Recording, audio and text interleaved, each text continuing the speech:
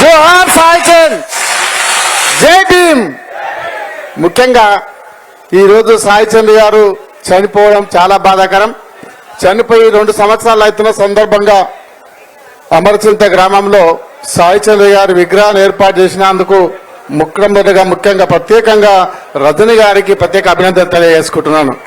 ఈ కార్యక్రమానికి వచ్చిన పెద్దలు మాజీ మంత్రివర్యులు హరీష్ రావు గారికి, వేదిక మీద ఉన్న మాజీ మంత్రివర్యులకు, మాజీ శాసనసభ్యులకు, ఎమ్మెల్సీ గారికి, సాయి చంద్ అభిమానులందరికీ కూడా ఇంతకుముందే ఆల వెంకటేశ్వర చెప్పినట్టు ఎక్కడో అక్కడ ఒక ఉద్యమం, తెలంగాణ ఉద్యమంలో అయితే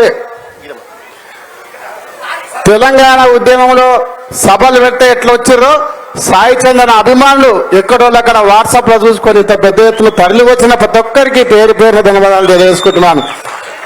ముఖ్యంగా సాయి చంద్ గారికి నాకు కొడంగల్ నుంచి ఎప్పుడైతే మొట్టమొదటి సభ కొడంగల్ హరీష్ రావు గారితో కొడంగల్ సభ పెడితే అక్కడ ఒక పాట తయారు చేసి అప్పటికప్పుడే 1 గంట లోపల పాట తయారు చేసి ఆ పాట వాడినాకనే కొడంగల్ రూపురేఖలు మారిపోయాయని చెప్పి అందరూ తెలియజేసుకుంటున్నాను. రేవంత్ రెడ్డి పతనం ఆ పాటతోనే మొదలైంది కొడంగల్ అని చెప్పి తెలియజేసుకుంటున్నాను. అదే కాకుండా అంబేద్కర్ జ్ఞాన సభలు పెట్టి ఇప్పుడే ఆర్ఎస్ ప్రవీణ్ సార్ చెప్పినట్టు ఆ సజకాన్పేట గ్రామంలో నేను కూడా ఏ గ్రామ సభ అంబేద్కర్ యొక్క జ్ఞాన సభలు పెడితే 3 గంటలకు 4 గంటల వరకు సాయి చంద్ గారితో పాదుకొని పంచుకొని పెద్ద ఎత్తున చైతన్యం తెచ్చింది సాయి చంద్ గారు. అదేకాక తెలంగాణ ఉద్యమం వచ్చిందంటే సాయి చంద్ గారు ఒక పాటతోనే తెలంగాణ ఉద్యమం వచ్చిందని చెప్పి అందరికీ తెలియజేసుకుంటున్నాను. పాట ఉన్నన్ని రోజులు సాయి చంద్ గారు బతికి ఉంటారు.